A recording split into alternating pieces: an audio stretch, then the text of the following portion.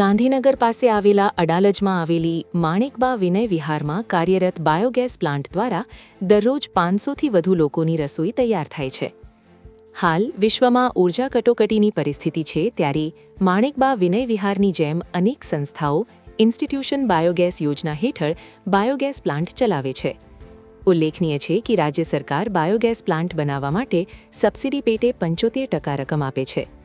ગુજરાતમાં છેલ્લા 5 વર્ષમાં 193 બાયોગેસ ગેસ પ્લાન્ટ રદ થયા છે, જેમાંથી દૈનિક 13,995 ઘનમીટર સ્વચ્છ ઉર્જા ઉત્પન્ન થાય છે।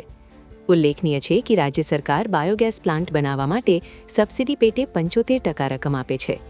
આગામી વર્ષે ગુજરાતમાં વધુ 60 પ્લાન્ટ સ્થાપવા માટેનું આયોજન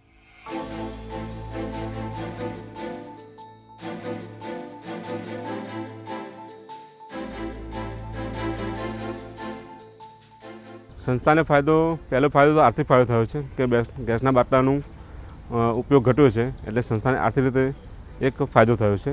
ઉપરાંત અમે ખેતીવાડીમાં અમારી જમીન સુધારણા માટે સ્ટડીનો બહુ સારો ઉપયોગ થયો છે। જે આપણે ખાતરો વાપરીએ છીએ, રાસાયણિક ખાતરો, એના કારણે જમીનની ઉત્પાદન ક્ષમતા ઘટે છે। એના બદલે આનો ઉપયોગ કરવાથી અત્યારે અમારે જમીન પણ સુધરી છે અને પાક ઉત્પાદનમાં પણ ફેરફાર થયો છે।